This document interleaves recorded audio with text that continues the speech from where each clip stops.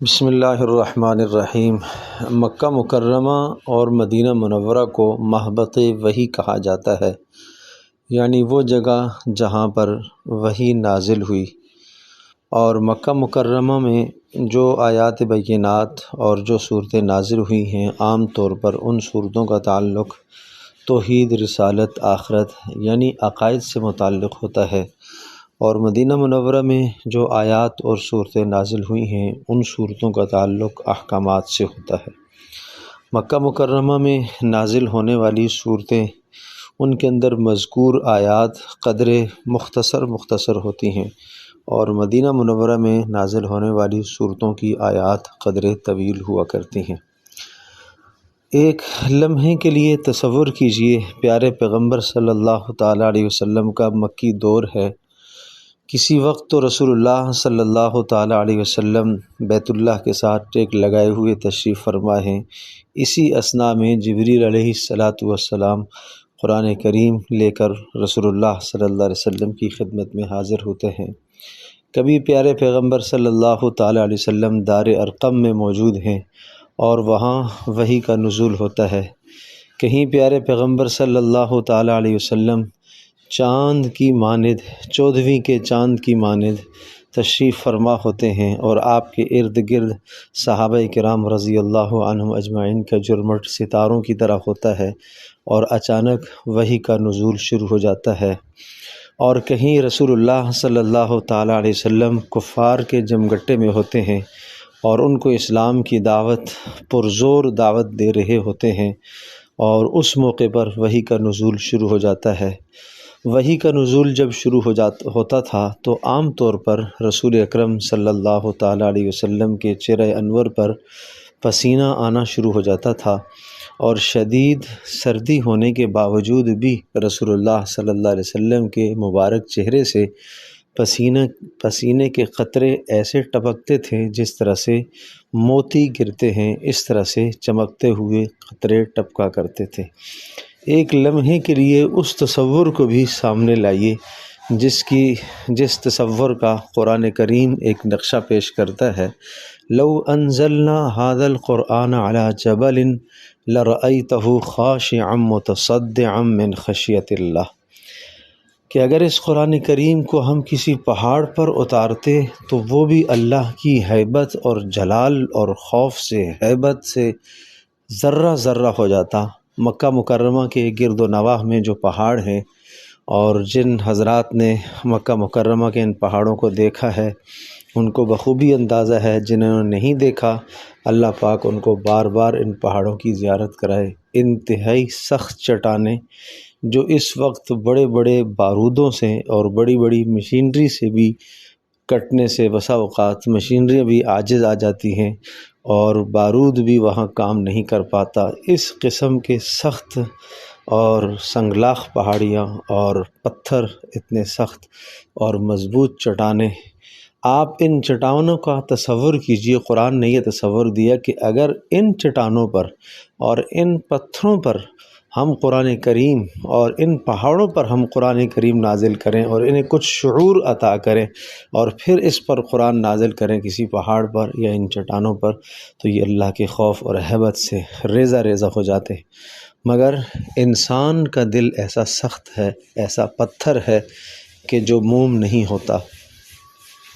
اب اس تمہید کے بعد کل مغرب کی نماز میں امام صاحب نے سورہ یاسین، جو کہ مکی صورت ہے، اور اس صورت میں سے جب تلاوت فرمائی تو اس میں ایک آیت آئی، وَامْتَازُوا الْيَوْمَ أَيُّهَا الْمُجْرِمُونَ، دل کو ہلا دینے والی اور دل کو تڑپا دینے والی، اور اس سے انسان کا دل دھڑک جاتا ہے۔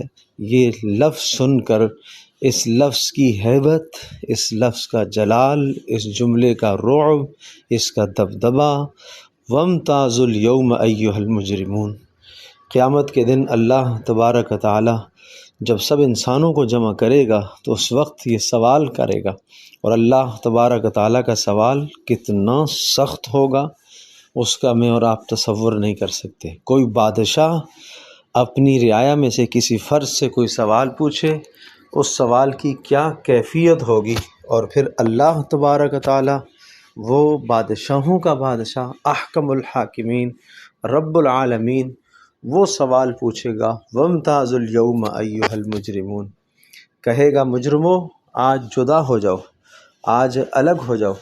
دنیا کے اندر تم سب مل کر رہتے تھے، اچھے نیک برے سب ایک ساتھ رہتے تھے، لیکن آج تمہیں الگ ہونا پڑے گا۔ اور پھر علیحدہ کر کے اللہ تبارک و تعالی مجرموں سے جو سوال فرمائے گا، وہ سوال ایسا ہیبت ناک اور دلوں کو چیر دینے والا سوال ہوگا۔ اور کیا سوال ہے؟ الم اعہد الیکم یا بنی آدم اللہ تعبدوا الشیطان، اللہ پوچھے گا اے بنی آدم، کیا تم سے نہیں کہا تھا کہ تم شیطان کی پیروی نہ کرنا؟ تمہیں نہیں کہا تھا شیطان کی بندگی نہ کرنا؟ انہ لکم عدو مبین، وہ تمہارا صریح اور کھلا دشمن ہے۔ وان اعبدونی ھذا صراط مستقیم، اور تمہیں یہ نہیں کہا تھا کہ صرف میری بندگی کرنا یہی ہے سیدھا راستہ، میرے حکموں پر چلنا یہ ہے سیدھا راستہ۔ وَلَقَدْ أَضَلَّ مِنْكُمْ جِبِلًّا كَثِيرًا أَفَلَمْ تَكُونُوا تَعْقِلُونَ، تمہارے سامنے گزشتہ قوموں کی تاریخیں نہیں تھیں؟ حضرت نوح علیہ السلام کی قوم کی تاریخ، حضرت ہود علیہ السلام کی قوم کے حالات، صالح علیہ السلام کی قوم کی تاریخ، شعیب علیہ السلام کی قوم کی تاریخ، لوط علیہ السلام کی قوم کی تاریخ۔ ان قوموں کی تاریخوں سے تم نے عبرت کیوں نہیں حاصل کی؟ جس طرح سے شیطان نے انہیں ورغلایا اور انہیں گمراہ کیا اور انہیں اپنے راستے پر چلایا، اسی طرح سے تمہیں بھی اپنے راستے پر چلائے گا۔ کیا یہ بات تمہیں نہیں بتائی تھی؟ افلم تکونوا تعقلون، کیا اتنی بڑی اور واضح اور کھلی بات تمہیں سمجھ میں نہیں آئی؟ ھذہ جہنم التی کنتم توعدون، یہ دیکھو وہ جہنم سامنے آ گئی جس کا تم سے وعدہ کیا گیا تھا۔ اور ایک دوسرے مقام پر ارشاد فرمایا سورۃ الفجر میں، وجیء یومئذ بجہنم، اس دن جہنم کو سامنے لایا جائے گا۔ یومئذ یتذکر الانسان، اس دن انسان سمجھنے کی کوشش کرے گا، وَأَنَّىٰ لَهُ الذِّکْرَىٰ، لیکن آج نصیحت کیسے ہو سکتی ہے؟ آج نصیحت حاصل کرنے کا مقام نہیں ہے۔ یقول یا لیتنی قدمت لحیاتی، کہے گا ہائے افسوس، اس دن کی زندگی کے لیے میں کچھ کما لیتا، یہاں کچھ اعمال بھیج دیتا۔ اور حدیث پاک میں آتا ہے، پوچھا گیا جہنم کو کیسے لایا جائے گا؟ کہا 70,000 لگاموں میں جکڑی ہوئی ہوگی، اور ہر لگام کے ساتھ 70,000 فرشتے ہوں گے، پھر بھی وہ غصے اور غضب میں ہوگی۔ اور سورہ ملک میں فرمایا تکاد تمیز من الغیظ، غصے سے پھٹ رہی ہوگی۔ اور سامنے جہنم اپنی آب و تاب کے ساتھ سامنے لائی جائے گی۔ حکم ہوگا اصلوها اليوم بما کنتم تکفرون، جو تم نے دنیا میں کفر کیا، نافرمانیاں کی، فسق اور فجور اختیار کیا، اس کے بدلے میں آج تمہیں جہنم میں جانا ہوگا۔ الیوم نختم علی افواہہم، آدمی عذر کرنے کی کوشش کرے گا، یہ عمل میں نے نہیں کیا، یہ فرشتوں نے ویسے لکھ دیا، یہ غلط لکھ دیا، کوئی اعذار پیش کرنے کی کوشش کرے گا، اور اللہ پاک کی طرف سے بھی موقع ہوگا، پیش کرو اپنے اپنے اعذار پیش کریں گے۔ اللہ تبارک و تعالیٰ منہ پر مہر لگا دے گا، زبانیں بند کر دی جائیں گی۔ الیوم نختم علی افواہہم، ہم منہوں پر مہر لگا دیں گے۔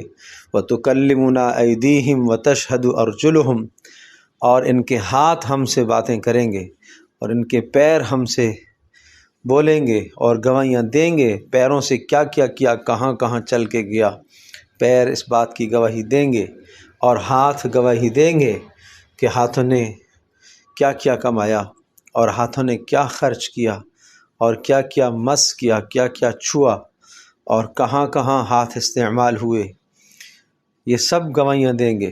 اور دوسرے مقام پر ارشاد فرمایا کہ انسان کے اعضاء سارے کے سارے گواہی دیں گے، اور یہ انسان اعضاء سے پوچھے گا تم نے میرے خلاف کیوں گواہی دی؟ تو یہ اعضاء کہیں گے انطقنا اللہ الذی انطق کل شیء، آج اسی ذات نے بلوایا ہے، ہمیں بولنے کی طاقت دی ہے، جس نے ہر چیز کو گویائی بخشی ہے۔ انسان کے ہاتھوں میں، پیروں میں، آنکھوں میں، کانوں میں سب کیے ہوئے ریکارڈ محفوظ ہو رہے ہیں۔ ہمیں سوچنا چاہیے، آج دنیا کی ٹیکنالوجی اور دنیا کی جدید چیزیں اور آلات ہمیں یہ بتاتے ہیں کہ ایک مختصر سی چیز کے اندر کتنے سے کتنے ڈیٹے محفوظ کر لیے جاتے ہیں۔ تو انسان جو اتنا کچھ کر سکتا ہے، جو خالق و مالک جس نے اس انسان کو بنایا ہے، اس اللہ کے پاس یہ قدرت نہیں ہے کہ اس کے ہاتھوں میں اس کے گناہوں کا ریکارڈ محفوظ ہو، اس کے کانوں میں، اس کی آنکھوں میں، اس کے پیروں میں اس کی گناہوں کا ریکارڈ موجود ہو، اور جہاں جہاں اس نے زمین کے خطوں میں گناہ کیے وہاں ریکارڈ موجود ہو۔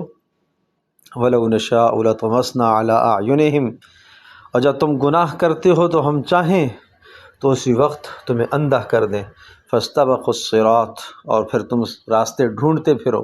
فَأَنَّىٰ يُبْصِرُونَ، مگر تمہیں کیا نظر آئے گا؟ وَلَوْ نَشَاءُ لَمَسَخْنَاهُمْ عَلَىٰ مَكَانَتِهِمْ، اور جب تم کسی جگہ پر گناہ کر رہے ہو تو ہمیں قدرت حاصل ہے، ہم تمہاری شکلیں مسخ کر دیں، ہم ان کی شکلیں مسخ کر دیں، ان کو بندر اور خنزیر بنا دیں، ان کی حالتوں کو بدل دیں۔ فَمَا اسْتَطَاعُوا مُضِيًّا وَلَا يَرْجِعُونَ، نہ آگے جانے کی طاقت ہو اور نہ پیچھے واپسی پلٹنے کا کوئی راستہ ہو۔ اس لیے قرآن کریم بہت عظیم الشان کلام ہے، بہت عظیم الشان کتاب ہے، اس میں انسان کے لیے رہنمائی ہے۔ ان آیات میں غور و فکر کیا جائے، تدبر کیا جائے، اور صرف ترجمہ ہی پڑھ کر انسان کے رونگٹے کھڑے ہو جاتے ہیں۔ قرآن کریم جس جگہ پر مکہ مکرمہ میں نازل ہوا، اس وقت کا کیا منظر ہوگا، جو تاثیر اس وقت تھی آج سے 1400 سال پہلے، آج بھی اس کے اندر وہ اثر موجود ہے۔ جس طرح سے یہاں کے سخت پہاڑ اور سخت چٹانیں، اسی طرح سے یہاں کے رہائشی اور باسی اور رہنے والے، ان کے دل بھی سخت تھے، لیکن اس قرآن نے ان کے دلوں کو موم کر دیا اور ان کے دل بدل گئے، دلوں کی کایا پلٹ گئی، زندگیاں ان کی بدل گئیں۔